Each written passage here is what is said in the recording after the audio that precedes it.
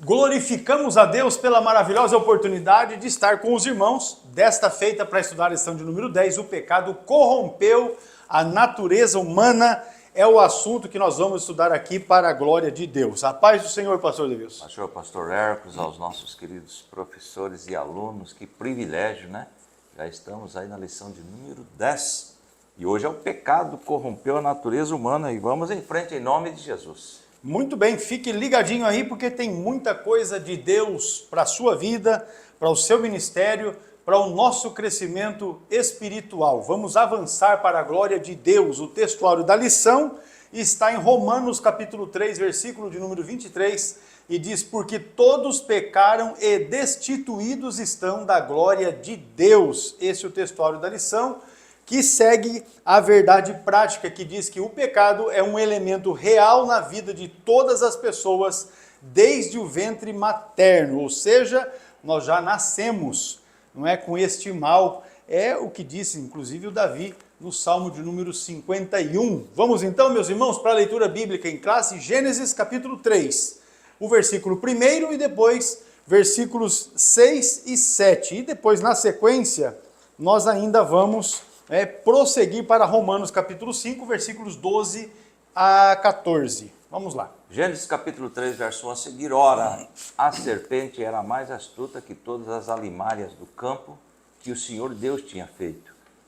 E esta disse à mulher: é assim que Deus disse, não comereis de toda a árvore do jardim? E vendo a mulher que aquela árvore era boa para se comer e agradável aos olhos, e árvore desejável para dar entendimento, tomou do seu fruto e comeu, e deu também ao seu marido, e ele comeu com ela. Então foram abertos os olhos de ambos, e conheceram que estavam nus, e coseram folhas de figueiras, e fizeram para si aventais. Romanos capítulo 5, verso 12 a seguir. Pelo que, como por um homem entrou o pecado no mundo, e pelo pecado a morte, assim também a morte passou a todos os homens, por isso que todos pecaram, porque até a lei estava o pecado no mundo, mas o pecado não é imputado, não havendo lei. No entanto, a morte reinou desde Adão até Moisés, até sobre aqueles que não pecaram, à semelhança da transgressão de Adão, o qual é a figura daquele que havia de vir. Muito bem, meus irmãos, os objetivos da lição, no primeiro tópico aqui da lição, são três, não é? Os principais. Normalmente as lições da EBD são divididas em três tópicos. O primeiro nós vamos explicar a doutrina bíblica do pecado e a sua extensão. No segundo tópico nós vamos mostrar a heresia que nega o advento do pecado. E no terceiro tópico vamos pontuar o perigo desta heresia para a vida do crente e da igreja. Você fique atento, porque na descrição aqui do vídeo você terá acesso, através do link que está logo no início da descrição, de um estudo complementar, que é o comentário da lição e os estudos complementares. Nós estamos definindo ali diabo, Satanás, serpente, querubim ungido, a vinda do Redentor, também a consequência da queda no Éden, o Alcorão, que nega a crucificação de Jesus, e ainda as religiões reencarnacionistas. Além disso, trouxemos também estudos complementares sobre o tema da lição 10, o pecado, falando sobre a doutrina do pecado, que é a martiologia, o pecado que separa o homem de Deus, a queda da humanidade, um estudo adicional sobre o livre-arbítrio, sobre o pelagianismo, sobre a ciência cristã, sobre o mormonismo e ainda o poder que há sobre Satanás e os demônios. São os estudos complementares que você pode fazer download através do link que está logo no início da descrição e com isso acrescentar aí o seu conhecimento, além daquilo que nós vamos colocar aqui nos comentários que faremos no decorrer da lição. A CPAD está sugerindo para o devocional os hinos de número 39, 192 e 491, são hinos bastante conhecidos, não é? Das igrejas. Agora o pastor Adovilson fará aqui uma definição sobre a palavra pecado, a palavra-chave. Isto, pecado. Eu escrevi aqui, há uma lista extensa de palavras na Bíblia para designar o pecado: erro, iniquidade, transgressão, maldade, impiedade, engano, sedução, rebelião, violência, perversão, orgulho, malícia, concupiscência, prostituição, injustiça. Agora eu trouxe uma outra colocação. Pecado é qualquer falta de conformidade com a lei de Deus ou qualquer transgressão dessa lei. Este é o mais completo conceito de pecado, pois se baseia no vocabulário bíblico. Eu trouxe aqui ainda, na língua grega, a palavra principal usada para pecado é hamartia, que deriva do mundo das competições de arco e flecha. Hamartia implica errar o alvo e não atingir o alvo pretendido, ou seja, errar o alvo certo e acertar o alvo errado, perdendo assim o prêmio ou bênção que o acompanha. Este abrangente, termo grego, para pecado aparece mais de 221 vezes na Bíblia. Enfim, a palavra pecado vem do grego hamartia, que significa erro, pecado, falha. Portanto, a doutrina do pecado denominamos hamartiologia, que é o estudo sobre o pecado. Muito bem, definida a palavra-chave, nós vamos então aqui já introduzir a lição. O ser humano, ele é criado e foi criado em santidade também à imagem de Deus. E esta imagem foi corrompida pelo pecado de tal modo que somente em Cristo é possível a sua restauração a Deus. Então, o capítulo 3 de Gênesis, que foi parte da nossa leitura introdutória aqui, a leitura bíblica em classe, esse texto relata como o pecado entrou na humanidade. E também no texto de Romanos 5, que é a outra parte da nossa leitura em classe, o apóstolo Paulo mostra a extensão desta corrupção em todos os seres humanos. Eu quero dizer para os irmãos que, assim que os irmãos puderem, é importante que vocês leiam não só o capítulo 3, 4 e 5 de Romanos, porque eles tratam especificamente e diretamente dessa questão, mas que você leia o livro de Romanos, porque a nossa compreensão é que a epístola que Paulo escreveu aos Romanos é os principais tratados de teologia do Novo Testamento, porque é exatamente nesta epístola que ele trata dos principais temas que estão ligados à nossa salvação. Não é a questão do pecado, a questão da nossa salvação, da nossa vida em Cristo, a nossa posição em Cristo. Isso é o que você estuda quando você está lendo Romanos. Então, assim que os irmãos puderem, leia, não é, os evangelhos aí, a epístola de Paulo aos Romanos. Na presente lição, nós vamos mostrar a origem e a dimensão do pecado na humanidade e ainda refutar, à luz da Bíblia, as principais crenças inadequadas. O pastor Ezequias, ele foi bastante polido ao usar o termo de crenças inadequadas, não é? Na verdade, os ensinos errados que se fazem por meio de algumas seitas que produzem essas mentiras, não é? Que são, politicamente correto falando, são inadequadas. Muito bem, o tópico 1 da lição, a doutrina bíblica do pecado e a sua extensão. Vamos já aqui com o pastor Adovilson falar sobre o autor do pecado, Gênesis 3, versículos 1 e 2. Tópico 1 e o subponto 1, lá em Gênesis 3, 1 e 2, diz assim: Ora, a serpente era a mais astuta de todas as alimárias do campo que o Senhor Deus tinha feito. E esta disse à mulher: É assim que Deus disse, não comereis de toda a árvore do jardim? E o versículo 2: E disse a mulher à serpente: Do fruto das árvores do jardim comeremos. Agora vamos entrar aqui nesta lição e trazer algo, melhor, nesse slide, trazer algo interessante. Adão podia comer livremente de toda a árvore do jardim, mas foi advertido para não comer da árvore da ciência, do bem e do mal. Dela não comerás. Olha aí a ordem, uma colocação que Deus fez: olha, fique esperto, mas dessa aqui não comam. Por quê? No dia em que dela comer, certamente morrerás. Gênesis 2,17. Eu trouxe aqui um adendo, pastor, depois deste primeiro parágrafo. É interessante. Veja bem que Adão e Eva tinham livre acesso a esta árvore. Observamos que não tinha nenhum tipo de proteção em volta dela. Não era cercada, não tinha ali um anjo, né, com uma espada, olha, não se aproximem. Então, para evitar esse acesso, não tinha nenhum impedimento. Ou seja, tinham livre acesso a esta árvore. E eu coloquei aqui, não está na lição, a proibição de comer da árvore do conhecimento do bem e do mal foi um teste de obediência e uma forma de exercer o livre-arbítrio de Adão e Eva. Então estava ali à disposição. Agora a escolha foi deles. Deus nos dotou de livre escolha, livre-arbítrio. Veja bem que foi um teste, aliás, desde que o primeiro homem foi criado, depois da queda, melhor dizendo, até hoje o homem está sendo reprovado devido à desobediência ao que Deus deixou através da sua palavra. Hoje, as consequências vêm em nossas vidas porque somos desobedientes. Nós vamos ver mais adiante a questão dessa natureza que nós herdamos de Adão, tá certo?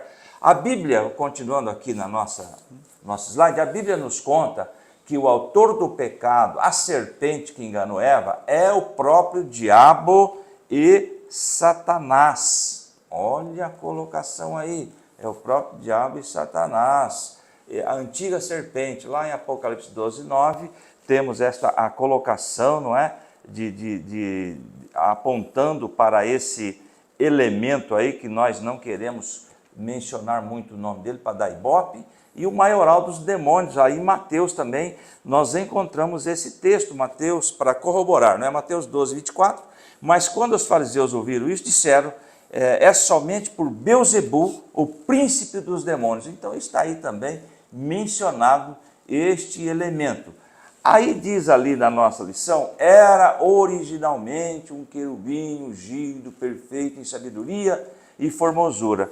Pastor, é interessante que nós podemos observar que se ele se rebelou e caiu, também os anjos têm livre-arbítrio, ou livre escolha. Eu chego à seguinte conclusão, ninguém, seres criados humanos ou a ordem angelical, servem a Deus obrigado.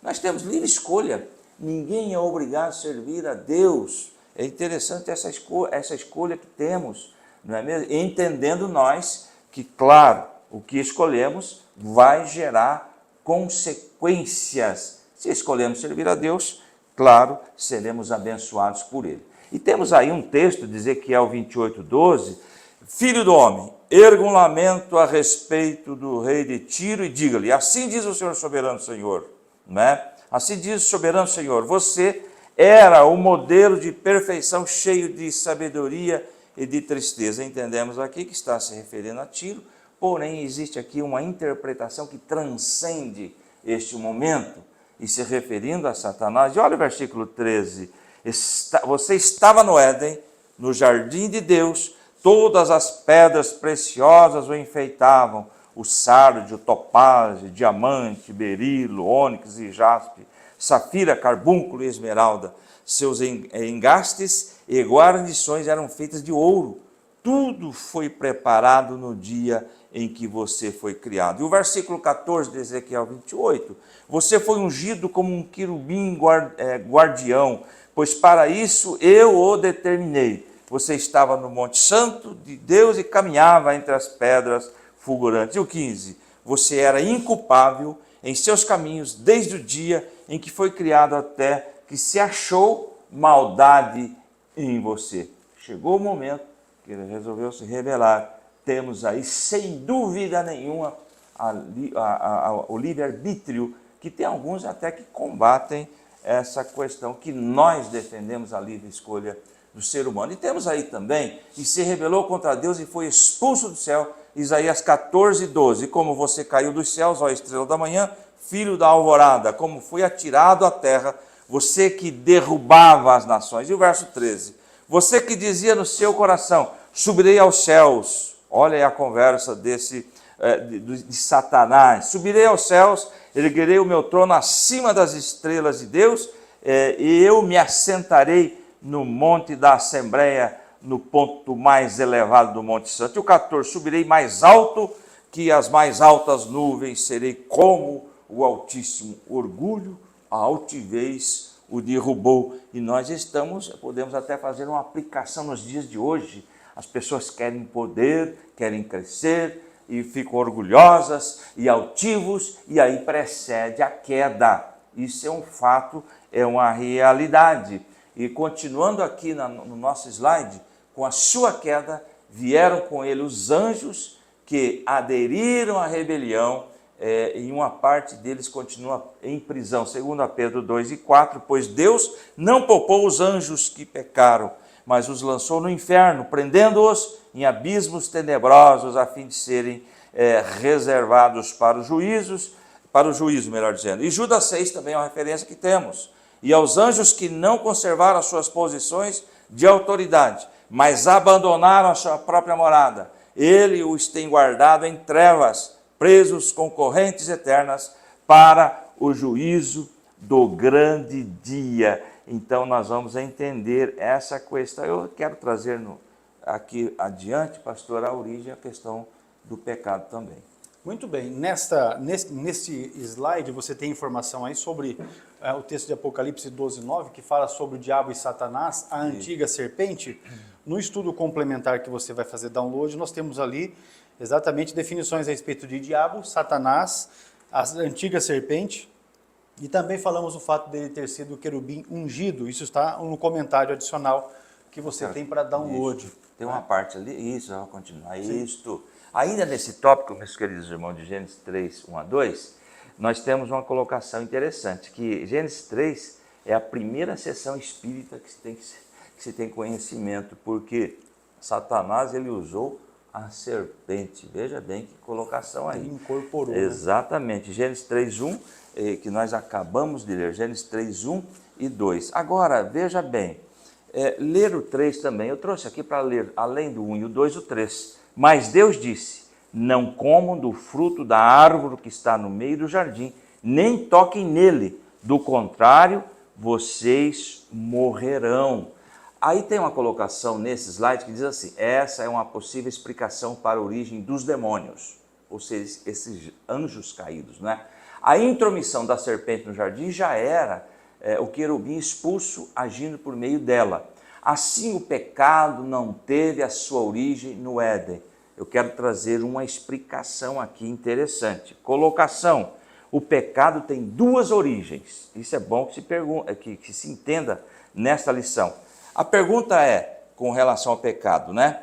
Quais são as origens do pecado? E a resposta é, o pecado teve duas origens, na região celestial, não é? Que Satanás se rebelou, e na região terreal, que é a desobediência de Adão e Eva. Então, quando alguém perguntar a origem, você vai falar, tem duas, celestial e terreal, ok? Então, é isso que eu queria passar para os irmãos, eu creio que é importante nesta lição.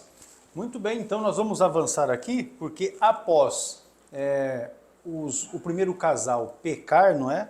Aí vem exatamente o fato de que foram abertos os olhos de ambos, é o subponto 2 da sua lição, com base em Gênesis capítulo 3 e o versículo de número 7. Eu vou ler o texto propriamente para ficar melhor o embasamento. Diz assim o texto, então foram abertos os olhos de ambos e conheceram que estavam nus, e coseram folhas de figueira e fizeram para si aventais. O texto aqui que está traduzido, né, aventais, também pode ser utilizado como cintas. O fato é que o primeiro casal estavam nus. É isso aí. Só depois que eles pecaram é que gerou esse certo incômodo o fato deles não estarem vestidos ou terem a sua nudez coberta. Sim, pastor, pode falar. Posso fazer uma observação? Pode. Inclusive, na nossa lição aí, o desenho, está lá uma maçãzinha. Então, eu quero trazer uma colocação aqui. A tradição católica identifica a fruta como uma maçã e pode ter se originado devido ao som comum entre, no latim, malus, que é mal, e maçã, que é malum, não é? Aí houve uma correlação. Pode ser que surgiu aí desse som que parece muito, ó, malus é mal e malum, maçã. E de repente colocaram a maçã como fruto proibido. Não tem respaldo bíblico, aliás, se fala muito sobre outros frutos, o figo, por exemplo, mas não da maçã. Então tem muita gente, até evangélicos, que falam, ó, a maçã, o fruto do pecado. Só isso que eu queria. Naquela região, propriamente, nem é um lugar próprio para cultivo de maçã. Exatamente. Mas a Bíblia não fala em nenhum Não momento fala. que era maçã, né? Só uma É colocação. só questão de tradição. Mas vamos lá. Quando o casal comeu do fruto proibido, ambos perceberam que estavam nus e envergonharam-se e então procuraram se esconder da presença de Deus. Eu li o 7, mas o 8 diz assim, ó, e ouviram a voz do Senhor Deus, que passeava no jardim pela viração do dia, e escondeu-se Adão e a sua mulher da presença do Senhor Deus entre as árvores do jardim. Era a ruptura imediata da comunhão do primeiro casal com o Criador. É a morte espiritual, pois morte significa separação. O texto de Isaías, irmãos, aí 59:2, esse também é o tipo do texto bíblico que na sua Bíblia deve estar destacado, não é? O capítulo 59, verso 1 diz assim, ó, eis que a mão do Senhor não está encolhida para que não possa salvar, nem o seu ouvido agravado para não poder ouvir. E o 2, mas as vossas iniquidades fazem divisão entre vós e o vosso Deus, e os vossos pecados encobrem o seu rosto de vós, para que vos não ouça. Então o pecado, ele gera a morte e traz esta separação. Esse texto de Isaías 59:2 é de fato um texto emblemático para se falar a respeito desse tema. Agora veja assim, ó, o pecado separa o ser humano de Deus, isso está na sua revista, está na sua lição, e nós fizemos um estudo complementar só a respeito desta fala. O pecado separa o ser humano de Deus. Você depois vai poder verificar aí a riqueza de referências que nós utilizamos para sustentar esta afirmação que é uma verdade. Nessa ocasião, ainda no Éden, Deus anunciou a vinda do Redentor, porque com a queda o Senhor já proveu, diz o texto, e porém inimizade entre ti e a mulher, e entre a tua semente e a sua semente. Esta te ferirá a cabeça e tu lhe ferirás o calcanhar. Esta é a promessa da vinda de alguém que viria, na verdade, para resgatar a humanidade. Após esse texto de Gênesis 3,15, você vai verificar que já na sequência Deus pronuncia a sentença sobre o primeiro casal e também sobre a sua posteridade. Você lendo Gênesis 3, a partir do versículo 16 ao 19, diz, e a mulher disse, multiplicarei grandemente a tua dor e a tua conceição, com dor terás filhos e o teu desejo será para o teu marido e ele te dominará. E a Adão disse, porquanto deste ouvido à voz da tua mulher e comeste da árvore que te ordenei, dizendo, não comerás dela, maldita é a terra por causa de ti, com dor comerás dela todos os dias da tua vida, espinhos e cardos também te produzirá, e comerás a erva do campo. No suor do teu rosto comerás o teu pão, até que te tornes a terra, porque dela foste tomado, porquanto és pó, e em pó te tornarás. Aqui está então a sentença para o primeiro casal, Adão e Eva, e para toda a descendência, ou seja, para todos os que nasceriam depois deles. E aqui nós temos exatamente o fato de já nascermos com essa raiz de pecado, o que é comumente chamado de pecado original, não é? Foi por causa dessa desobediência que o pecado entrou no mundo e com ele a morte. E esta verdade também está no texto de Romanos capítulo 5, que eu já inicialmente aqui falei para os irmãos, que assim que vocês puderem, separem aí pelo menos uma hora e meia, é o tempo de leitura que você vai gastar para ler os capítulos, 16 capítulos do livro aqui, a Epístola de Paulo aos Romanos. 5:12 de Romanos diz assim, ó, pelo que, como por um homem entrou o pecado no mundo, e pelo pecado a morte, assim também a morte passou a todos os homens, por isso que todos pecaram. Através do pecado de Adão, este pecado passou a todos os homens. O pecado entrou no mundo através de Adão, e é através de Jesus Cristo que o pecado é retirado. Esse desastre, não é, que aconteceu lá no Éden, não tem como nós dizermos de outra forma, ele é conhecido, ficou conhecido como a queda da humanidade. Agora nós vamos para o terceiro tópico aqui da lição, ou o primeiro, o terceiro subponto da lição, que fala a respeito da consequência da queda no Éden. O homem pecou e aí existe uma consequência. E esta consequência nós também trouxemos material extra para que vocês possam estar estudando. Pastor. Muito bem, eu toco com o subponto 3, as consequências aí, né? A consequência da queda do Éden, que foram vastas, né? A Bíblia não mostra como essa transmissão do pecado de Adão passou a todos os humanos, mas afirma a sua realidade. Pelo que, como por um homem, está aí na nossa lição, por um homem entrou o pecado no mundo, e pelo pecado a morte, entendemos aí que o homem, a princípio, foi criado para viver eternamente, né? Agora, o erro, a desobediência, trouxe essa morte, né?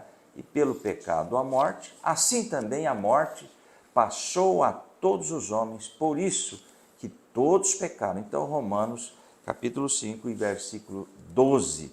Essa expressão é a revelação mais contundente sobre como a transgressão passou para toda a humanidade. Então, veja bem, é interessante que Deus cria Adão e Eva para viverem, vamos dizer assim, eternamente, porém, caíram, erraram, não é? Agora alguém pode dizer, será que Deus foi pego de surpresa? Claro que não. Quando lemos Apocalipse 13:8, diz assim, e adoraram-na todos os que habitam sobre a terra, esses cujos nomes não estão escritos no livro da vida do Cordeiro, que foi morto desde a fundação do mundo. Ou seja, esse projeto de redenção já existia, ninguém pega Deus de surpresa e não pegou com relação à queda do homem, né?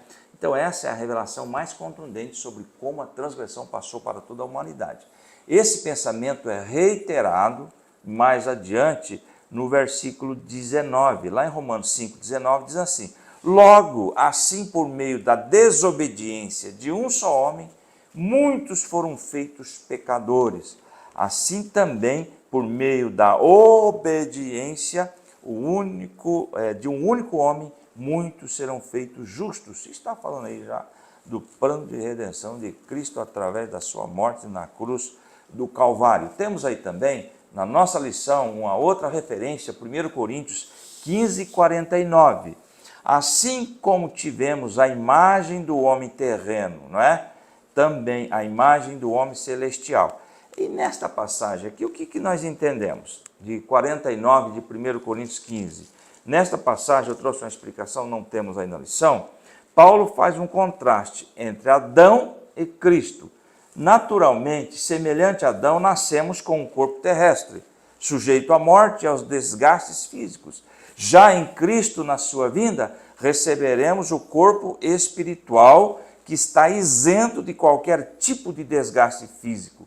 Ele será espiritual, celestial e imortal. 1 Coríntios, capítulo 15, verso 1 e o 22. Então, nós vamos ler novamente 1 Coríntios 15, 49.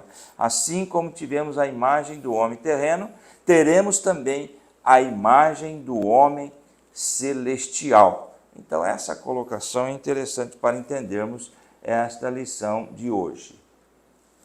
Muito bem, está resolvida a questão então aqui a respeito da consequência da queda no Éden. Eu estou verificando aqui, inclusive no estudo adicional, que nós temos no tocante a esse tema um apoio bíblico que enfatiza que homens e mulheres herdam a natureza moral corrupta, bem como a propensão para o pecado e para o mal. Esta herança, infelizmente, vem sobre todos aqueles que são nascidos após Adão e Eva. Agora, no subponto 4 aqui, nós vamos, ou subponto, né, subtópico aqui 4, ele fala sobre a extensão do pecado. O pecado, ele se estende a todas as pessoas e ele corrompeu na sua totalidade, corpo, alma e espírito, além de intelecto e vontade, consciência e razão. Na lição que você traz aí para o estudo, tem na verdade, as referências, não é, a respeito da corrupção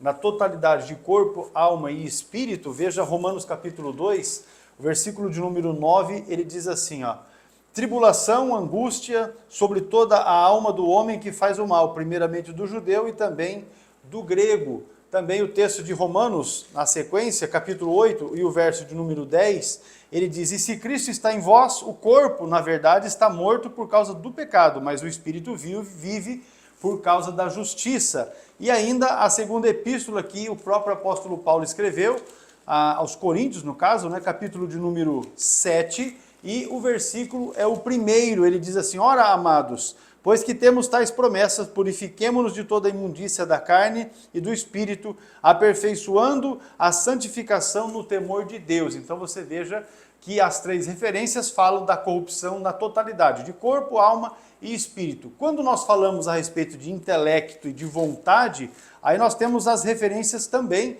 que estão na lição, e a primeira delas é exatamente o texto de Isaías, no capítulo 1 de Isaías, e o versículo é o de número 3, vai trazer exatamente a referência sobre a corrupção do nosso intelecto, da nossa vontade, diz o texto. O boi conhece o seu possuidor, e o jumento a manjedoura do seu dono, mas Israel não tem conhecimento, o meu povo não entende. Jumento, consciência e, aliás, intelecto e vontade. Veja as comparações, não é, que são aplicadas aqui. O povo de Israel está sendo comparado com o jumento, não é, que conhece a manjedoura do seu dono, mas o povo de Israel não tinha exatamente este conhecimento em relação ao próprio Deus. E se você ainda se aprofundar nesse tema, a respeito da corrupção da vontade, do intelecto, veja Jeremias capítulo 17, o verso 9 diz assim, ó, enganoso é o coração, mais do que todas as coisas, e perverso, quem o conhecerá? Veja, corrupção de intelecto e vontade. Além da questão de a corrupção da consciência e da razão. O texto de Paulo a Timóteo, aí é o capítulo de número 4, na primeira epístola, né? Timóteo capítulo 4, primeira de Timóteo, né? Capítulo 4, e o versículo é o de número 2, ele diz assim, ó, pela hipocrisia de homens que falam mentiras, tendo cauterizada a sua própria consciência, ou seja, a consciência manchada, estragada, completamente deformada, corrompida. E Tito, a epístola de Paulo a Tito, o capítulo é o 1 e o versículo é o 15. Todas as coisas são puras para os puros, mas nada é puro para os contaminados e infiéis. Antes, o seu entendimento e consciência estão contaminados. Então veja a extensão do pecado sobre corpo, alma e espírito, sobre intelecto e vontade, sobre consciência e razão. Ou seja, o pecado fez um estrago geral. Tudo isso diz respeito, amados irmãos, à extensão dos pés à cabeça. O texto de, novamente, né, voltando aqui para Isaías, nós nos referimos anteriormente ao versículo de número 3. Agora, pastor Ezequias, que é o autor da lição, ele também lança mão do capítulo 1, mas agora com a referência dos versículos 5 e 6. Diz assim, ó, porque seríeis ainda castigados se vos rebelaríeis, toda a cabeça está enferma e todo o coração fraco, desde a planta do pé até a cabeça, não há nele coisa sã. Serão feridas, inchaços e chagas podres, não espremidas, nem ligadas, nem nenhuma delas amolecida com óleo. Ou seja, ele está falando aqui e usando a comparação para dizer da maneira como a nação, o povo está completamente estragado, desde os pés até o alto da cabeça. E não se refere à intensidade, mas na proporção em que tomou o pecado na vida do ser humano, que está incapacitado de conhecer a Deus pelos seus próprios esforços. Alguém acha, não, se eu rezar 10 Pai Nosso e tantas Ave Maria, eu vou conseguir, não é, conhecer, me relacionar com Deus. Nada disso. É pela graça, é pela misericórdia, porque se fosse por merecimento, aí é que nós estávamos enrolados mesmo. Mas a imagem de Deus no ser humano caído não foi erradicada. Ela está desfigurada, mas não aniquilada. O pecado, na verdade, trouxe, não é, esta condição, na verdade, para o ser humano, mas ela não está erradicada, ela não está aniquilada.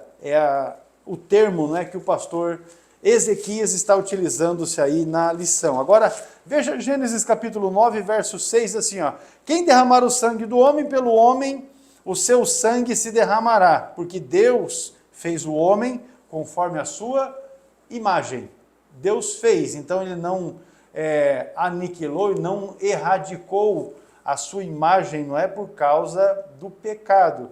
Então essa é aquilo que a gente precisa deixar bem claro, porque há seitas que dizem que não, Deus abandonou o homem e deixou aí a terra ao Deus dará, não é como se diz no popular, mas na verdade nada foge ao controle de Deus, nada fugiu ao controle de Deus, e ele ainda se revela por intermédio do homem. Isso inclui também o livre-arbítrio. A respeito dessa expressão livre-arbítrio, nós trouxemos, irmãos, um estudo complementar, porque esse é um tema bastante sensível, e especialmente no tocante à nossa fé pentecostal, vamos colocar assim, protestante e pentecostal, porque na questão do protestantismo, a questão do livre-arbítrio é discutida, especialmente no que diz respeito à doutrina que nós esposamos em contrassenso com a doutrina calvinista, tá certo? Há discrepâncias em relação ao livre-arbítrio, por isso eu achei por bem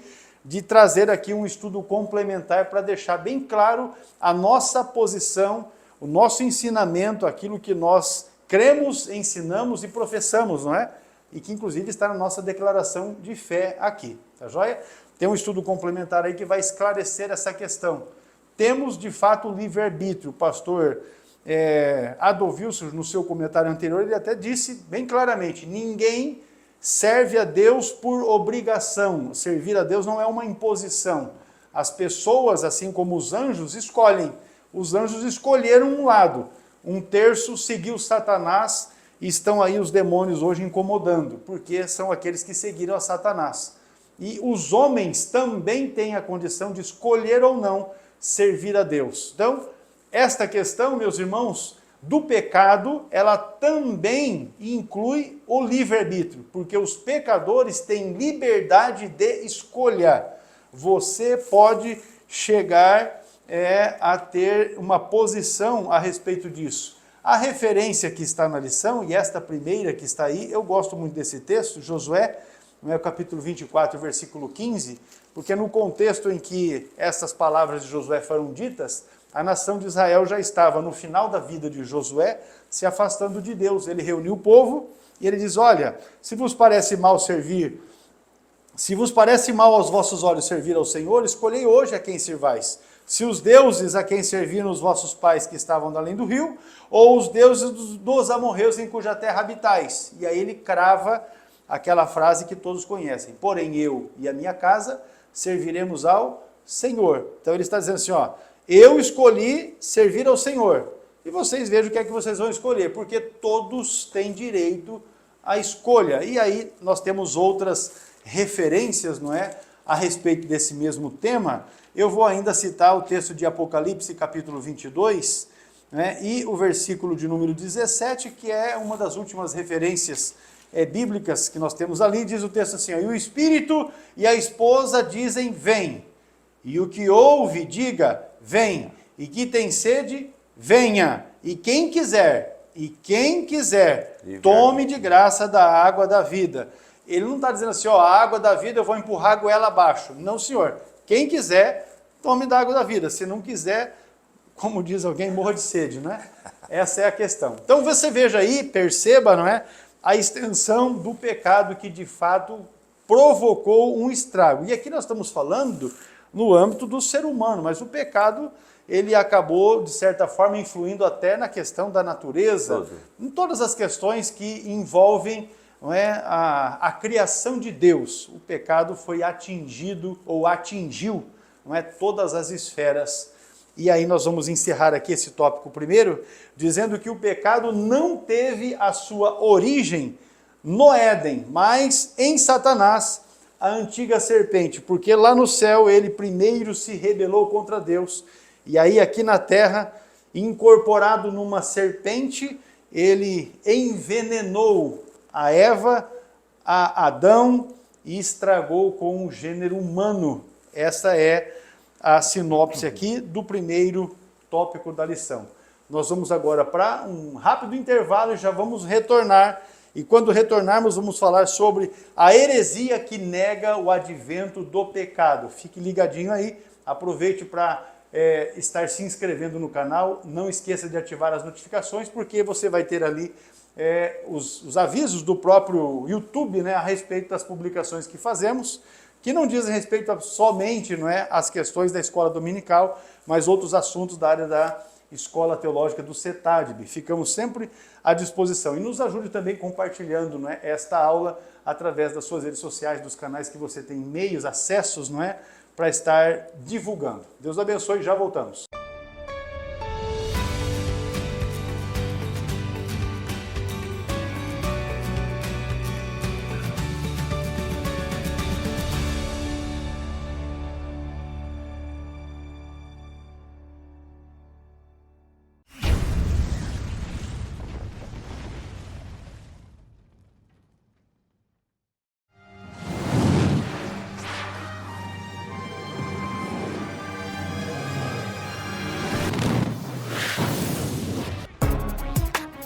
Quer ser um especialista em escatologia? Quer entender os desdobramentos da doutrina das últimas coisas? Então fique atento, porque o CETADB traz até você o curso Perguntas Escatológicas. Esclarecedor, direto e objetivo sobre o assunto.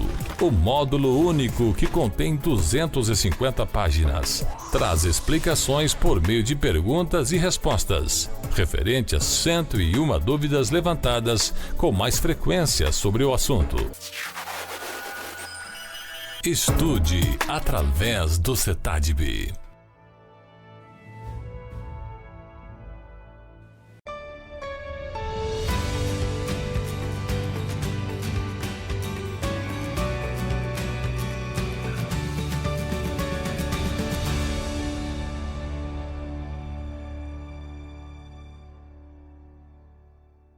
A heresia que nega o advento do pecado é o tópico 2 da lição. Nós já vamos avançar aqui, meu pastor, para o pelagianismo, que é a heresia mais antiga, né, da história. Exatamente. E esses dois slides próximos vai comentar sobre isso. Tópico 2, o subponto 1, pelagianismo. Está aí, né?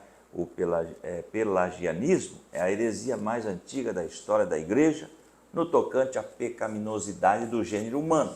O nome vem de Pelágio, monge erudito britânico.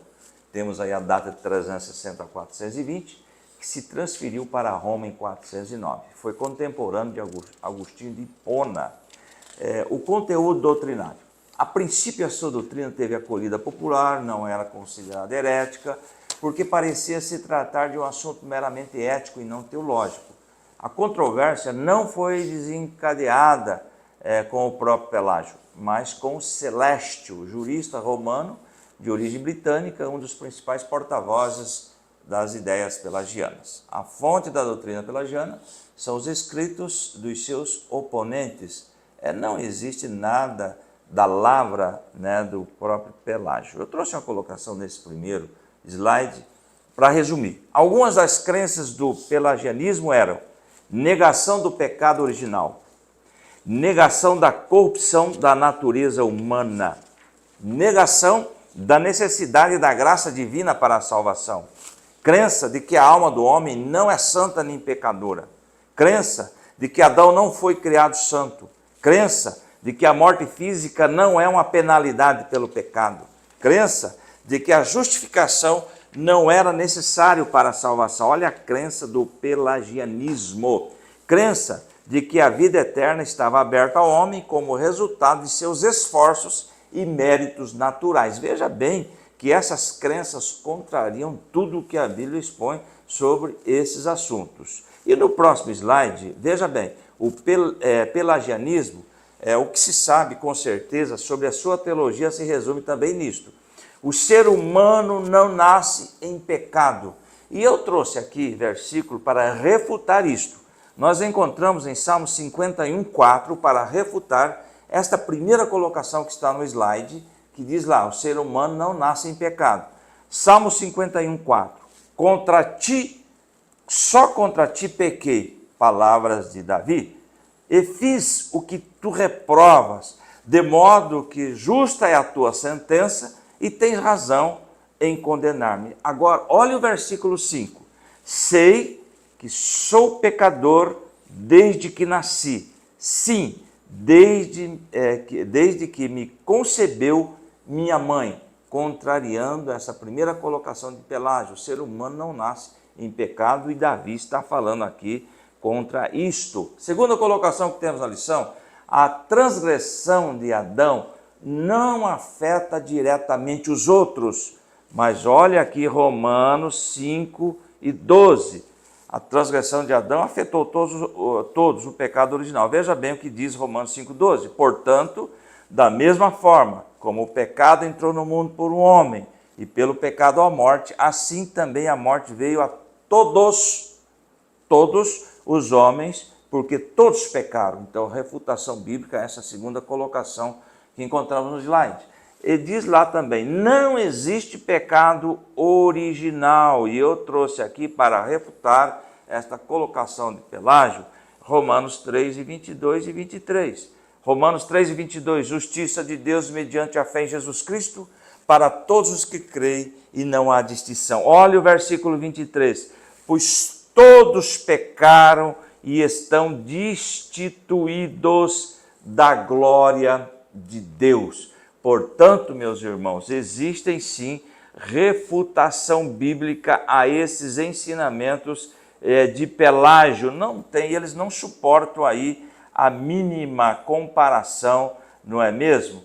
Com relação ao que eles ensinaram na época e hoje também. Diz lá, não existe a corrupção geral do ser humano. Esses são alguns pontos dos pensamentos deles. O pelagianismo foi condenado no concílio de Éfeso em 431. Nós comentamos na aula passada, parece que esse povo aí não tinha muito o que fazer, e lá um dia eles surgiam com essas heresias, contrariando o que diz a palavra de Deus, e ao mesmo tempo já eram excluídos daí do rol de membros da igreja da época. Muito bem, o Pelágio ele tinha, na verdade, uma inclinação assim, bem fora daquilo que a Bíblia ensina. Conforme diz a lição, o pastor Luiz já até comentou, não tem escritos dele, mas chegou-se a entendimento dos ensinos dele porque os seus opositores escreveram e ficaram registrados as suas oposições. Veja, o homem nasce moralmente neutro sem a natureza pecaminosa herdada de Adão, era uma das afirmações de Pelágio. O homem pode alcançar salvação por seus próprios méritos sem a necessidade da graça de Deus, outra afirmação dele. A outra afirmação de Pelágio, a morte de Cristo na cruz não foi essencial para a salvação de todos os homens, pois o ser humano pode alcançar a justiça por si mesmo. E ainda uma outra afirmação que ele fazia é esta aqui, ó, o homem pode obedecer a Deus e viver em santidade sem a obra do Espírito Santo.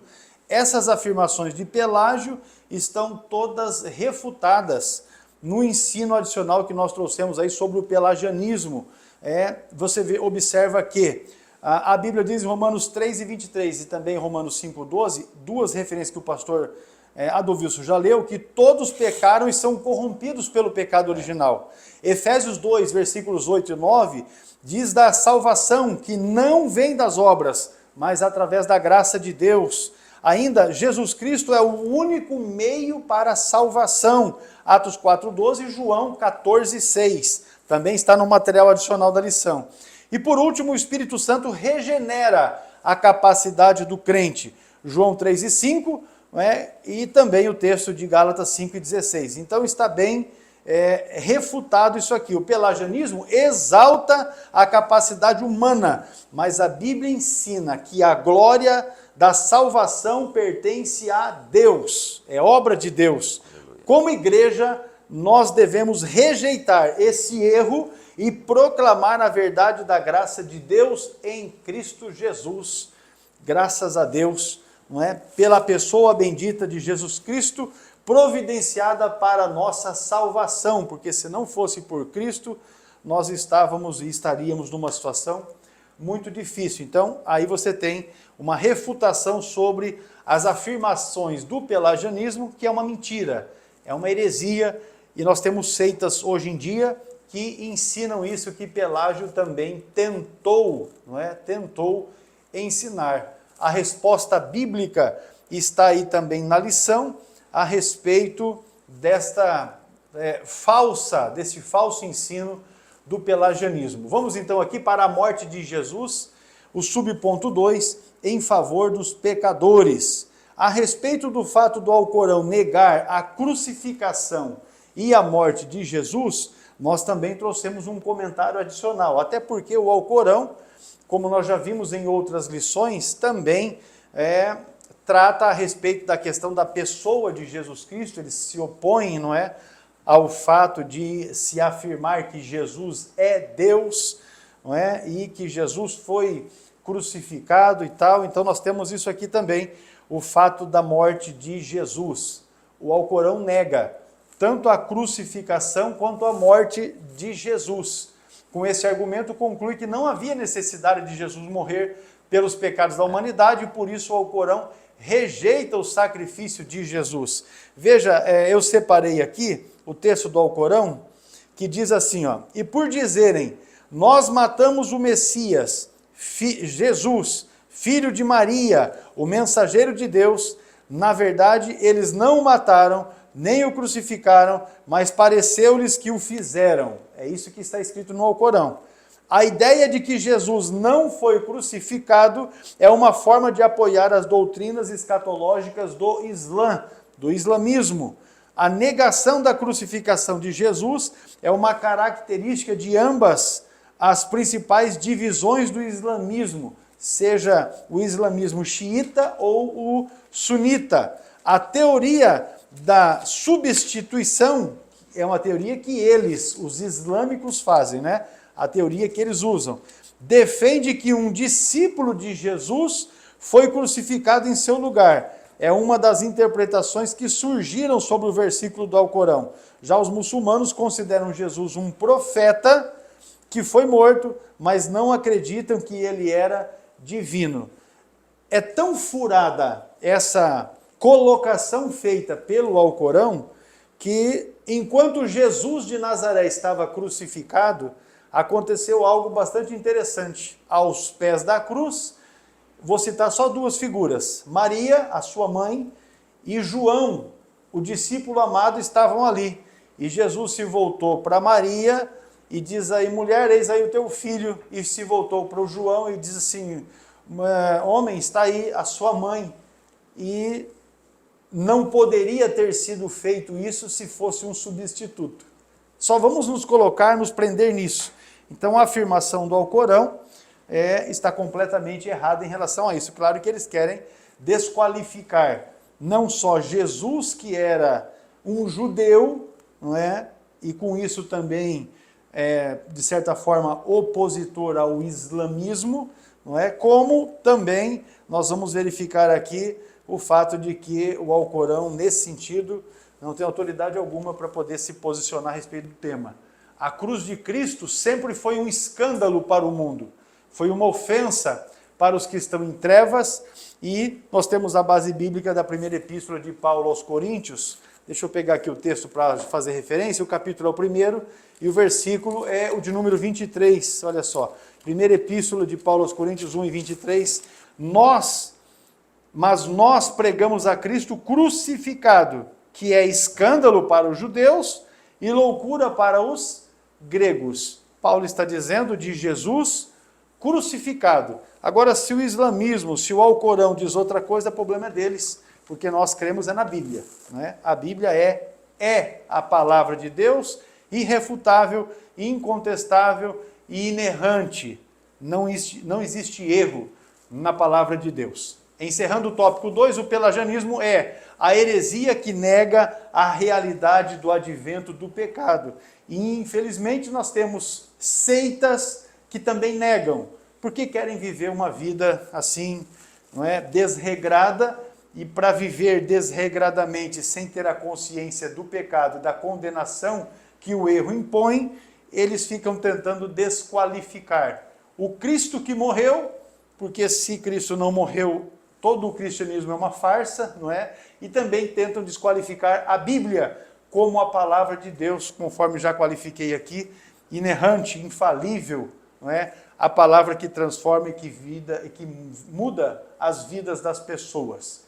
Nós vamos novamente para o intervalo e vamos retornar aqui falando sobre o perigo dessa heresia, o perigo desta heresia para a vida do crente e também da igreja, será o tópico 3º, logo após o intervalo. E se você ainda não se inscreveu no canal, aproveite o intervalo aí e se inscreva.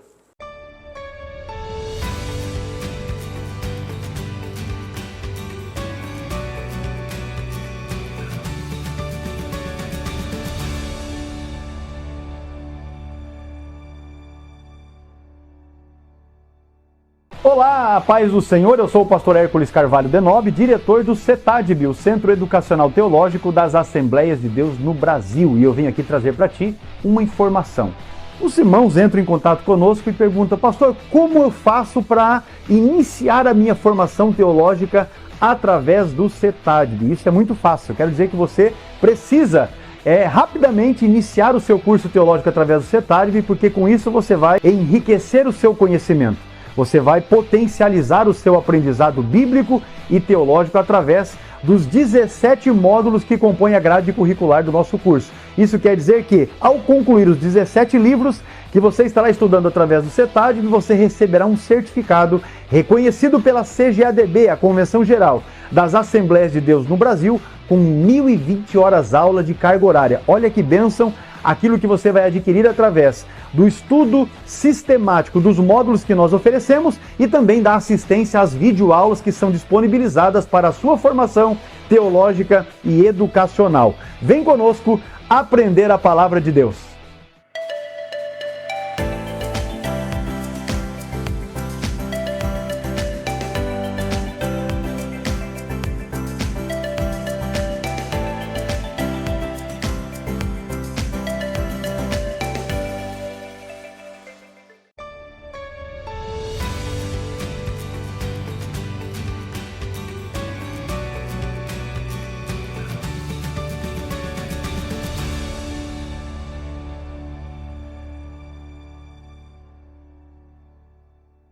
Tópico 3 da lição, meus irmãos, o perigo desta heresia para a vida do crente e também para a igreja. Fique atento aí, porque nós já vamos falar sobre os pensamentos pelagianistas em nossos dias. Quem são os representantes do pelagianismo atualmente? Fique ligadinho. É o tópico 3, o subponto 1. Eu quero fazer uma colocação que nós herdamos de Adão essa natureza pecaminosa, viu, pastor? É por isso que nós somos aí direcionados, fadados a desobedecer. Nós somos desobedientes por natureza e herdamos esta natureza de Adão. E eu tenho um texto, olha aqui, Romanos capítulo 8, na versão transformadora, para comprovar isso, nós não temos na lição, Romanos 8, 5 e 6.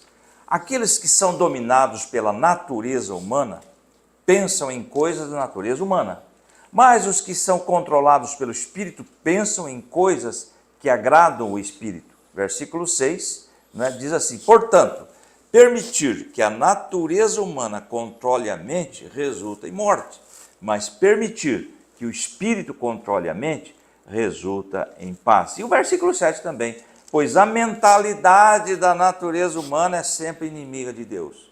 Nunca obedeceu às leis de Deus e nunca obedecerá. Então nós herdamos esta natureza de Adão, isso está em nós, é inerente ao ser humano, mas pela ajuda e atuação do Espírito Santo, nós vamos conseguir se obedecer àquilo que Deus nos diz. Efésios 2 e 3 também traz Pode isso. Ó. isso. Entre os quais, Efésios 2 e 3, entre os quais todos nós também antes andávamos nos desejos da nossa carne, fazendo a vontade da carne e dos pensamentos. E aí diz o texto: e éramos por natureza filhos da ira, como os outros também. Ou seja, por natureza, todos, não é? Estamos como filhos da ira e estamos debaixo, sujeitos, não é, ao pecado. Exatamente. Aí voltando para esse slide, essas ideias estão ainda hoje nas religiões reencarnacionistas, não é? Que negam a queda do Éden. O movimento religioso denominado ciência cristã nega a existência do pecado. O mormonismo, a transgressão de Adão, não passou para a raça humana. Então nós temos aqui essas colocações, já provamos, já lemos vários versículos para refutar essas ideias. Cada pessoa é responsável somente pelos seus próprios pecados. E eu trouxe aqui ciência cristã, de acordo com o Instituto Cristão de Pesquisas, entre as suas principais doutrinas, o controle da mente sobre a matéria, o ensino que diz que o ser humano não pode sofrer mal algum, porque não foi Deus quem criou o mal. A única realidade é aquela existente na mente, que é um conceito hindu, não é? Não existe o mal, a não ser aquele que se encontra no pensamento das pessoas. O pecado, a doença e a morte são irreais. Olha aí o devaneio, não é? O ensino que afirma que a matéria não existe. É um ensino panteísta, é uma seita panteísta, né?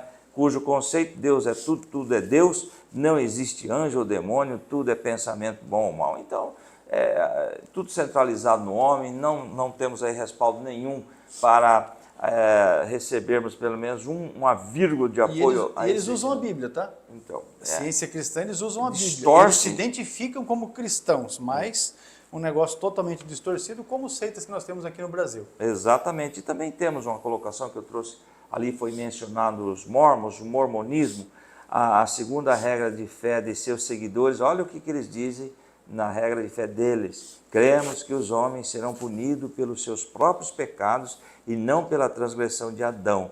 Quanto a este artigo, o apóstolo mormon James Talmage escreveu: a justiça divina proíbe que nós sejamos considerados pecadores somente porque os nossos pais transgrediram. Então veja bem que contraria aquilo que a Bíblia está trazendo para nós de uma forma muito clara. Não precisamos aí empreender muito esforço para entender o que Deus fala através da sua palavra. Eu trouxe aqui a resposta apologética para essas duas seitas. A Bíblia não nos considera pecadores somente por causa de Adão, mas porque todos pecaram. Por outro lado, também é verdade que o pecado entrou no mundo por um homem, Adão, Romanos 5,12, 1 Coríntios 15, 21.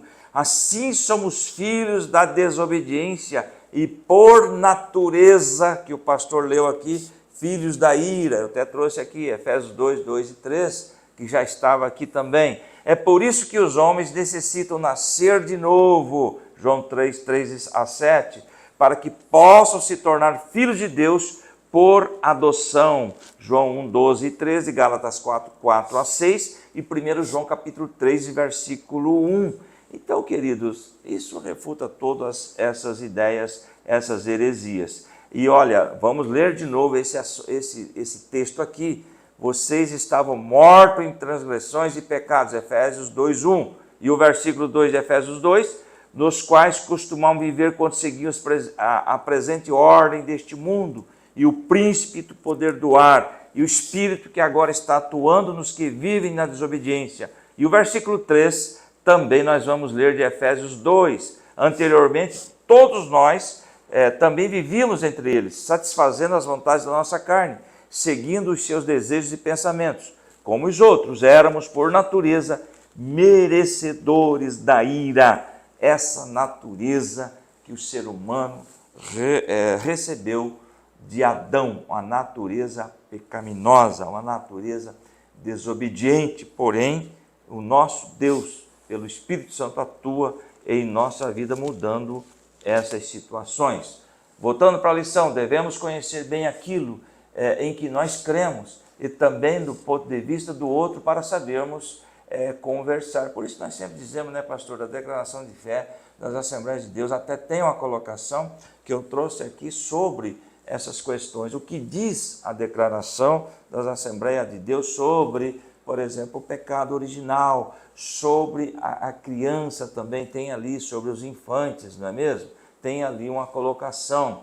Então importa saber como identificar a teologia antibíblica delas, como também apresentar o evangelho que as conduz à salvação, porque Jesus morreu por todos, ou por elas também. Lá em João 3,16, o texto que nós conhecemos muito, porque Deus amou o mundo de tal maneira que deu seu Filho unigênito, para que todo aquele que nele crê não pereça, mas tenha a vida eterna. Ou seja, é para todos, né, a que aceitarem esta morte como morte de cruz para a salvação de nossas almas. E nessa missão temos a ajuda do Espírito Santo. Se o senhor puder ler para mim, Lucas 12:12, que agora, o senhor é mais rápido aí. Lucas 12? 12:12. Está na mão, porque na mesma hora vos ensinará o Espírito Santo o que vos convenha falar.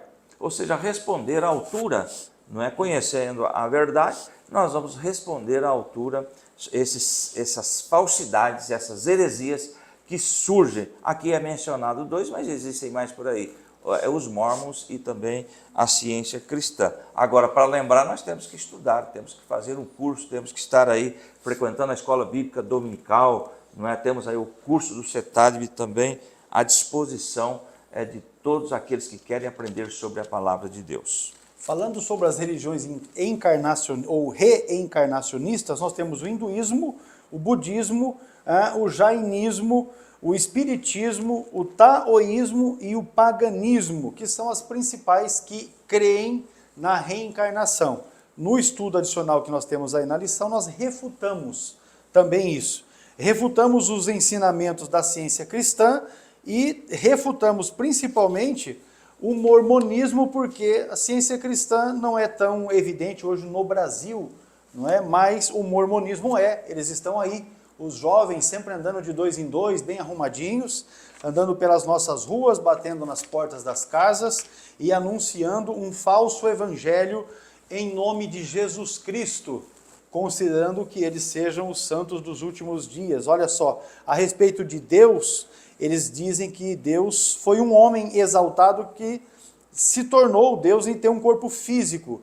Mas o que nós ensinamos é que Deus é Espírito eterno, onipotente e imutável, com referências bíblicas incontestáveis. A respeito da Trindade, eles ensinam que são 3 deuses separados, Pai, Filho e Espírito Santo. E nós ensinamos já, vimos isso aqui, não é? Deus é um só, em 3 pessoas. Aí eles falam a respeito de Jesus Cristo, a respeito de salvação, das Escrituras, do casamento celestial, e a respeito de céus e inferno, a doutrina deles está bem refutada no material que nós trouxemos aí, para não ficar dúvida. Eles falam de 3 níveis de céu: o celestial, que é apenas para os fiéis que são mormons; o terrestre, para os que são bons, não mormons; e o telestial, que é o lugar para os ímpios, para aqueles que são de fato para os piores pecadores. E nós refutamos isso, porque só existe 2 destinos, não é? Só 2. O céu para os salvos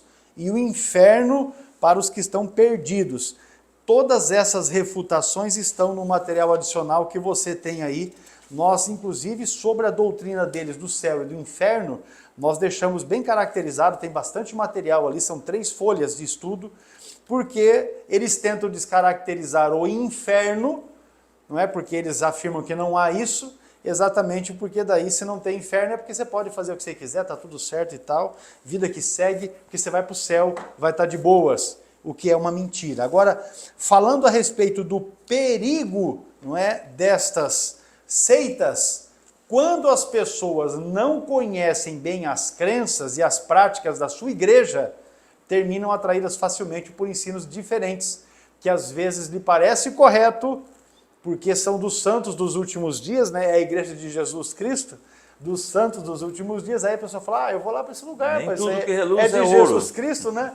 Por isso, não examina os seus fundamentos. Às vezes as pessoas questionam, por que vocês falam tanto de tal segmento? Por que cita tanto um grupo tal? Eu não vou mencionar aqui, mas aí por que fala tanto de Testemunho de Jeová? Por que tanto dos mormons?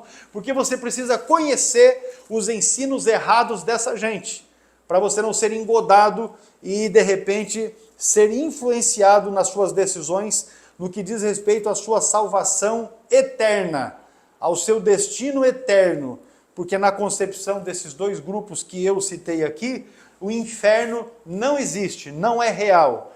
E eu quero dizer uma coisa para você, se eles estivessem certos, todos nós estaríamos bem, de boa. Mas se nós estamos certos, eles inclusive estão numa pior. E nós não queremos que você também entre nessa gelada. Como diz um amigo que eu tenho, o pastor Ciro Zibord, né, que trabalha conosco no CETADB, não embarque nessa canoa furada. O analfabetismo bíblico é o drama do século que tem levado estas pessoas para o erro doutrinário. Meus irmãos, nós precisamos não só ler a Bíblia, mas nós temos que ler meditando e estudando. Nós precisamos, de fato, ter essa condição. A gente sempre exalta, quando nós lemos o texto de Atos dos Apóstolos, os bereanos, porque Paulo pregava e os bereanos estavam ali confrontando, mas passa despercebido, porque o texto diz que os de Bereia foram mais nobres que os de Tessalônica. Não queriam ouvir isso. Entendeu? Agora veja só, não existe aqui na Bíblia uma epístola aos bereanos, mas existe uma epístola aos de Tessalônica. E quando você pega para ler a epístola de Paulo aos Tessalonicenses, olha só o que é que Paulo diz aqui, meus amados irmãos. Tessalonicenses 4:12. Não quero, porém, irmãos, que sejais ignorantes acerca dos que já dormem. Por que ele escreveu isso aqui, meu irmão? Porque o povo de Tessalônica estava sendo enganado. Por que os de Tessalônica estavam sendo enganados e os de Bereia não estavam sendo enganados? Porque os de Bereia, ainda quando o apóstolo Paulo estava ensinando, eles estavam conferindo pelas escrituras se as coisas eram de fato daquela forma. Já os de Tessalônica, pelo visto, a gente observa que estavam sendo facilmente enganados. Por quê? Porque precisava confrontar. Não é porque eu estou aqui ensinando que você tem que engolir tudo que eu estou falando. Você confronte com a Bíblia, leia as referências e veja, opa, é assim mesmo. Eu quero dizer para os irmãos que eu tenho agendas, uma hora dessa eu vou pegar e vou empilhar elas aqui assim, ó, para vocês verem. Quando eu me converti, eu ia para a igreja, né, eu não me converti na Assembleia de Deus, e o meu pastor, tudo o que ele falava na pregação, ele citava referência bíblica. Como eram muitas, e ele citava isso de cabeça, de decor, não é? Eu anotava na agenda. Anotava tudo na agenda. Depois, quando eu chegava em casa, eu lia para ver se aquelas referências eram de fato da maneira como ele estava ensinando. Tanto que certa feita ele citou um texto bíblico e aí eu fui ler e não achei da forma como ele tinha dito. E eu liguei para ele, né, já bem à noite avançada, porque ele tinha prego isso no culto à noite, na quinta-feira. Aí ele falou, olha pastor, no culto lá o senhor disse assim, mas o texto da Bíblia não fala dessa forma. Aí ele me perguntou, qual é a tradução da sua Bíblia? Eu falei, a minha Bíblia é Almeida Revista e Atualizada. Ele disse, não, aquilo que eu citei está na revista Almeida e Corrigida, está na edição contemporânea da Bíblia, e citou as versões da Bíblia que o texto era conforme o que ele tinha ensinado. E aí ele me ensinou a respeito, isso por telefone, porque hoje tem WhatsApp, tem tudo, mas lá nos anos 90, começo dos anos 90, não tinha isso. No telefone, naquele que discava assim ainda, ele me explicou a respeito das diferenças, por que as diferenças de tradução. Não que eu sou velho. É isso que eu ia falar, o senhor está entregando aí. Eu sou antigo, mas não velho. Pois é isso, meus irmãos. Falamos aqui sobre o perigo destas heresias, destas seitas que estão aí, e chamamos a sua atenção para que você também tome cuidado com isso. Os pensamentos pelagianistas podem ser percebidos por meio das religiões. Primeiro, as reencarnacionistas, através do movimento da ciência cristã e também do mormonismo. Isso atualmente, para que você esteja ligado a respeito desses movimentos. Concluindo aqui, meus irmãos, a lição, neste estado de corrupção atual ou total, nem tudo está perdido. Há esperança. E a nossa esperança tem nome. É Jesus Cristo de Nazaré. Exatamente. Vamos lá. Desde a queda de Adão no Éden, Deus tem demonstrado seu amor e cuidado com a posteridade do primeiro casal. Deus não nos abandonou. Louvado seja o nome do Senhor. E em seu amor e misericórdia, nos vivificou juntamente com Cristo. Pela graça sois salvos Efésios capítulo 2, versículo 5. Muito bem, amados irmãos, nós queremos aqui louvar e engrandecer o Senhor porque você esteve conosco até aqui. Agora, nos ajude divulgando esta aula. Nós já temos alcançado assistências superiores a 2.000, 3.000 pessoas em nossas aulas e nós queremos louvar ao Senhor porque quem tem feito isso é o próprio Deus. Mas se esta aula é importante, foi importante para você, acrescentou alguma coisa para você, é possível que ela também acrescente para alguém que você conheça, para um professor, para um irmão da sua igreja. Compartilhe esta aula, oriente para que ele assista, ouça, faça download do conteúdo que nós temos aí à disposição gratuitamente, para que você também seja um canal de bênção na vida dos tais e assim o nome de Jesus seja glorificado. No mais, se você ainda não se inscreveu no canal, se inscreva, ative as notificações, não é? E também compartilhe esta aula nas suas redes sociais. Deus abençoe você, Deus abençoe a sua família, o seu ministério, que o nome de Jesus seja exaltado através de tudo aquilo que você realizar no Senhor. Receba o nosso abraço, né? A você, sua família. Que Deus prospere o seu ministério sempre. Em nome de Jesus Cristo. Deus abençoe a todos. A paz do Senhor.